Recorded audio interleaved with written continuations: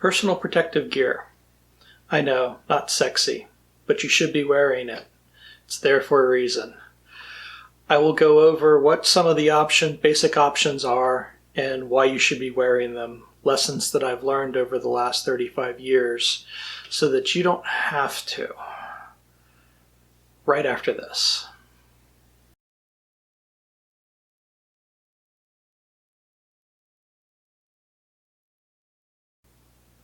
I'm Sigurd, and today we're going to be talking about the much maligned PPE in 2020.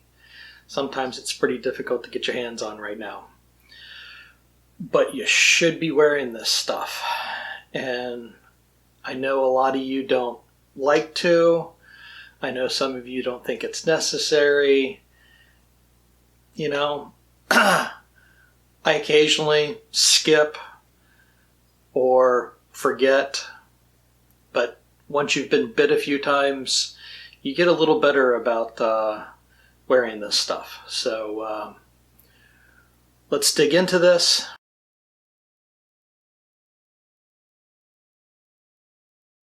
Now I know a lot of you are going to ignore most of what I have in here. This is the important one. Breathing. Respirators, filters. I'm still bad about this, but this will mess you up. When I first started, I didn't wear anything for breathing protection.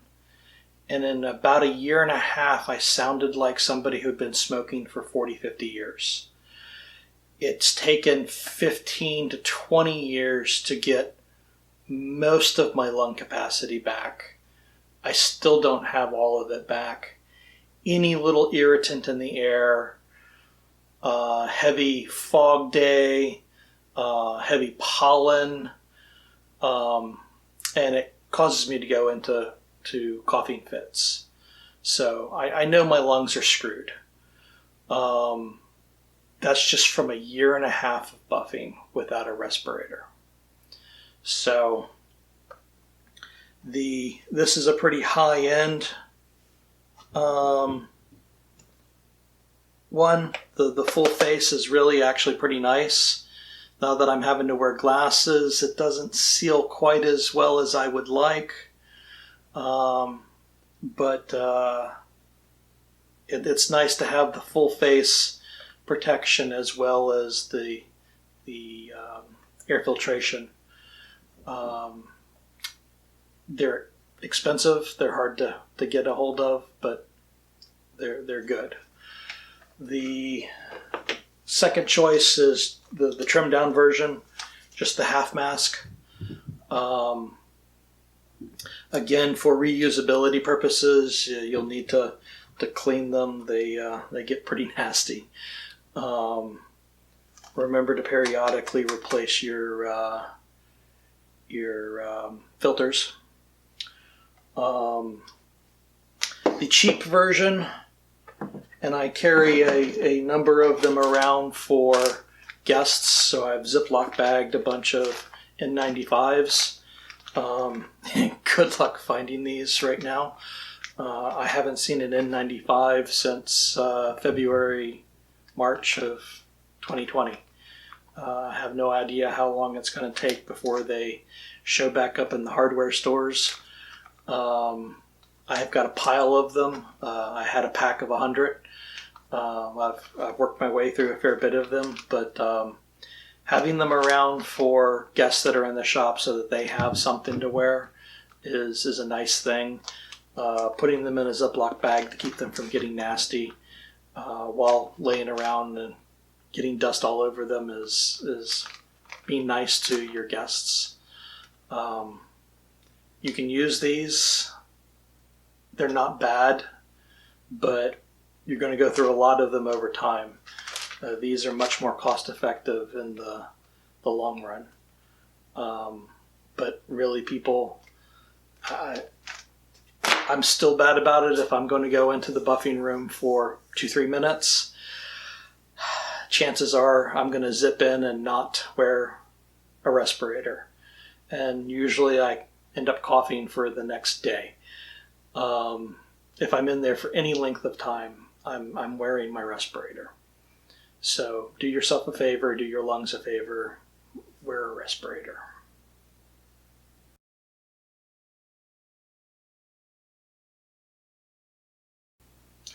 Another important piece of protective equipment is the protecting your hearing. This is probably I can get people to wear masks in the buffing room after they've blown a nose full of gray goop out of their nose. Getting people to wear hearing protection is, most of the people that have come through the shop over the years, the ones that have been here the longest wear the headsets, but most people, I don't care. Well, yeah, 20, 30, 40 years later, you don't care that you're not going to be hearing, because you will lose your hearing. Even wearing earmuffs religiously, I know I have lost a fair bit of hearing. I sometimes have a hard time talking to people because in conversations, because I've got dead spots. So certain accents really mess me up. They're really high, and somewhere's in the medium. I get clipping. When you get a video feed or something that stops and starts, I get that in average conversations now. And that's with wearing these things. So I am lucky that very early on I got yelled at for wearing hearing protection, and I did. This is the type that I started off with. They suck. Thankfully, they've gotten better over the years. The pair that I wear most right now is the 3M version. These are pretty good. It's hard to carry on a conversation because it really does deaden quite a bit of the sound out, but that's a good thing. Some of the newer high-tech shooting ones that have noise cancellation, you'll find some that have Bluetooth to your music. I suppose that would be nice. I'm not sure I'm willing to spend $200 for a set. One of the guys in the shop that was a police officer, spent a lot of time at the gun range, had a set of the noise cancellations with mics, so it cut everything out and then fed information in at a controlled level through the mics, and those were really nice. I probably should upgrade to the next level at some point. We'll see. Maybe if I start making some money off these videos, I'll buy a set and do a review on them.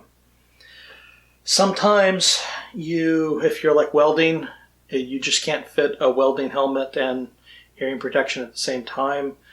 These are the plugs that I used when I was shooting skeet. There's the foam earplugs. Again, these are situational, I think. They're pretty good. The problem is that they really don't cancel out as much as the full muffs do. So I wouldn't use them all of the time. But in certain situations where you can't wear the headsets, wear something. Your ears will thank you in the long run.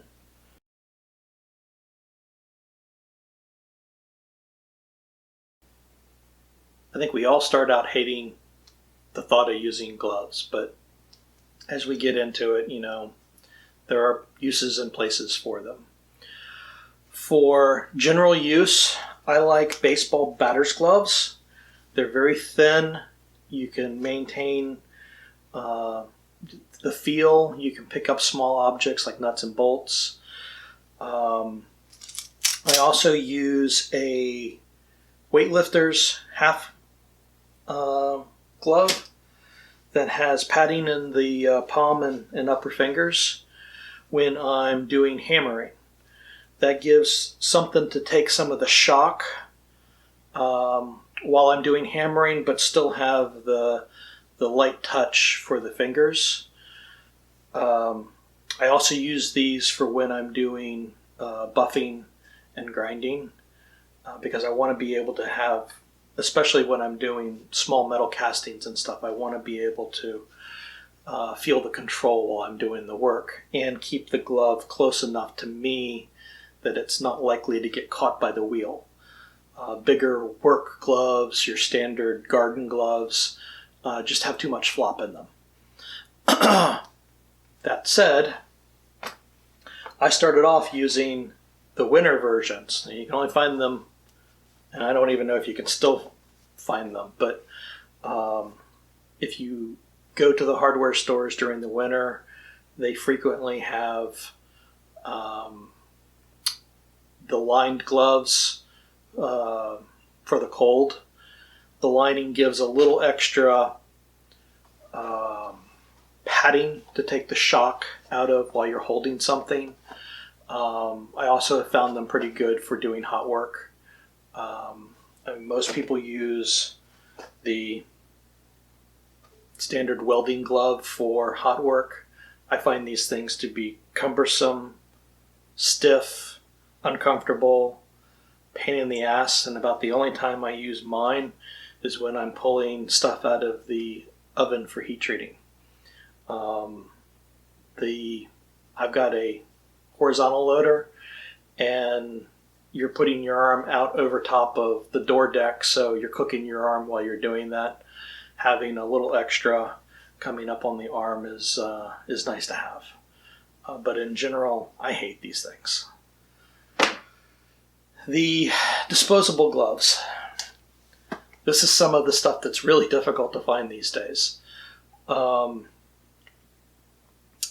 going to find you're going to need them if you're doing leather work and staining, using epoxy, gluing when mixing silicone. There's a number of different things that you're going to need them for, and it's better to have them than to need them and then go, hey, I need to go look and the stores be out of them. Hopefully we'll get back to a point where the stores are fully stocked, but I try to keep a box on hand for whatever, and I go through a fair bit of it. So, gloves. Use them.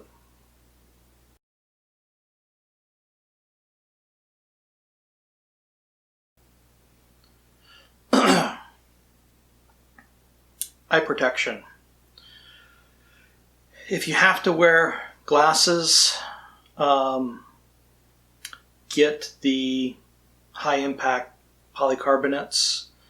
They're not quite as strong as a safety glass, but it's better than nothing, and you're going to be wearing them anyway. I like to go for the non-stylish large. Again, you want as much coverage as you can.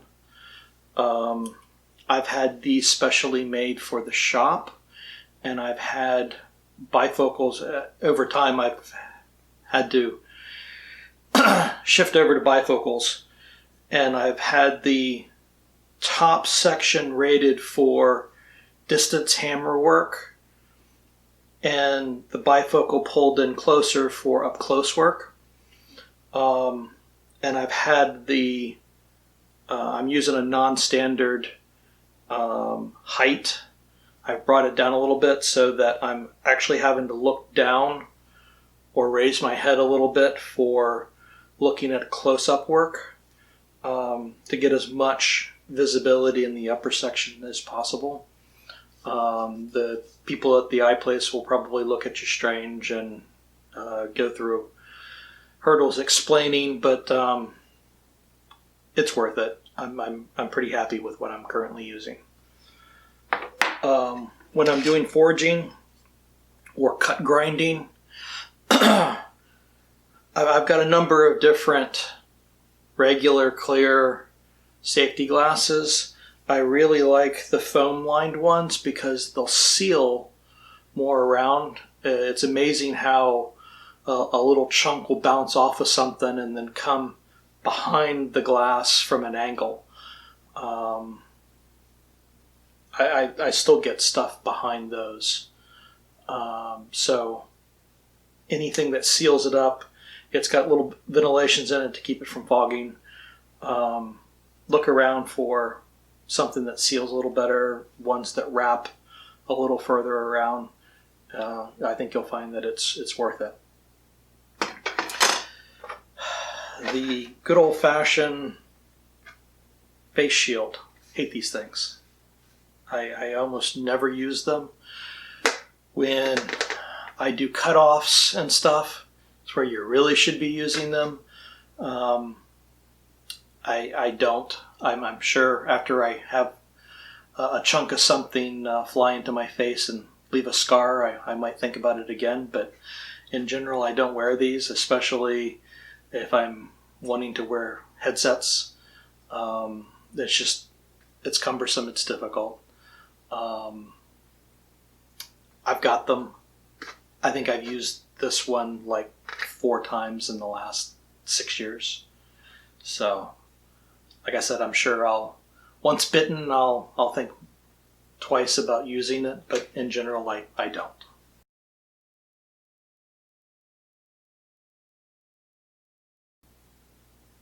When doing torch work, soldering, welding, you want some kind of glasses to mitigate the light, depending on what you're doing, how much you're having to look at the flame, helps determine what level you need. When I'm just doing general torch work to do hot work, I use dark sunglasses. Again, go for ones with wraparounds so that if you get metal popping, the slag popping off, it protects your eyes. I think this pair is actually a high impact safety glass that's also a dark sunglass. If I'm going to do soldering where I'm going to be getting closer to it and spending more time staring directly at the point of the flame, I've got really dark soldering glasses. If you're getting the blue cones after images, you're not wearing dark enough glasses. So you keep that in mind. If you're getting after images, you're burning the retinas. So I know you're all going to ignore it and do it in a way. I'm providing you information. I can't make you do it. For welding, the cheapest mask has no movement. They tend to be dark as crap. Can't see anything that you're doing. You end up having to learn to get a head motion to drop the mask down so you can see your positioning, flip it down, start an arc so that you can figure out what you're seeing and then go on and do the welding. The next step up has you can do this, but I find that I don't use it anymore. I still tend to do the head motion flip thing. So I'm not sure what it really buys. It's a little more convenient. You can get different lenses for different darknesses a little easier for these type. Again, they're fairly cheap, but meh. What you really want, and this one's about 15 years old now, auto darkening. If you're going to get an auto darkening mask, spend the lot extra money. Don't get the cheap ones from Harbor Freight, go to a welding supply place, get the most expensive pro version they have, spend the money. For the auto darkenings, it's all about the time it takes to darken. So the cheap ones take a lot longer to lock down, and you're going to get the after images. Again, if you're getting the after images, it's not working fast enough, and over time you're going to damage your eyes depending on how much you're welding. I know a lot of us don't do a lot of welding, but it will build up over time.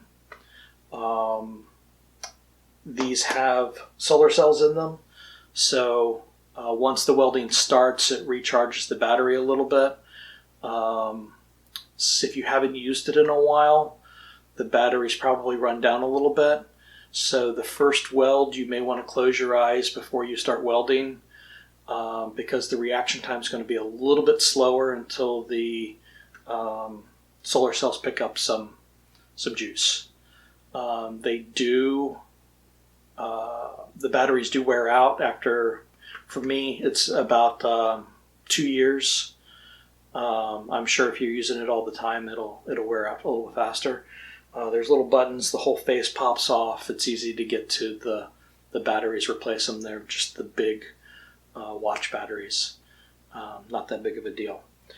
I've seen advertisements recently for some of the newer models. God only knows how expensive those are. But there's some really slick welding helmets that have been coming out in the last year or two. So take a look at those also. This is a birthday present to myself. I think I want to say I spent $300 on this. Really great investment. I'm so glad I did. It makes welding so much easier. You have so much more control. I recommend it.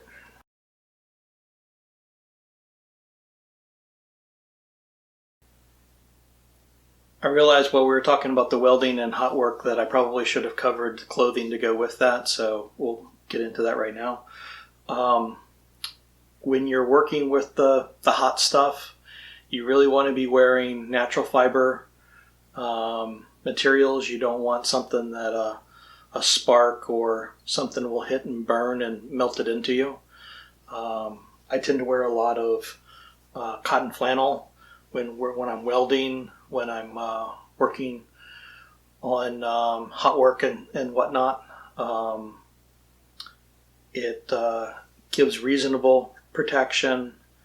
One of the things you need to remember, especially if you're using a arc welding system, that's high in UV, and it will give you a sunburn if you do a fair bit of it. So if you're spending the whole day welding, I guess it depends on how susceptible you are to sunburns, but I've had a few students spend a whole day welding and come out looking like a lobster. I've always worn them. Same thing with the shoes. It's good to have good leather shoes because sparks will fall and it will burn right through the shoe. For the heat treating, I saw these, haven't used them yet, so I don't know how well I like them, but they're heat protection arm in Kevlar, I believe. Like I said, you tend to bake your arm on a horizontal oven as you're taking stuff in and out. I really want to make some longer tongues to put myself over the door as little as possible.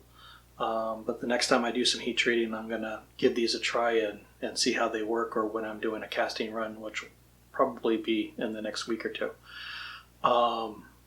Hopefully these will work out the way I expect them to. When you're working on a forge or welding or where you've got a lot of sparks, you're doing cut grinding, a nice leather apron is a good thing. This one's an okay one. I'm not super happy with it. I really should spend the time to create one that meets all my requirements, and just do it myself. So, hot. Don't use synthetics and have it burn to you. If you've made it this far, I'm amazed. I'm figuring that most people won't even look at the video, and those that do will click off pretty early on in the video. So if you've made it all the way to the end, good on you. Thanks for watching. Comment below, what do you guys wear? If you've got any recommendations, what do you think of wearing protective equipment, or are you one of those that bah humbug, I don't do protective equipment? By all means, put it in the comments. Let us know what you think. If you like the video, please hit like. If you like the series of what I'm doing and you want to see more, subscribe. And hope to see you again in the next video. There should be some links at the end for linking to the next video. Thanks.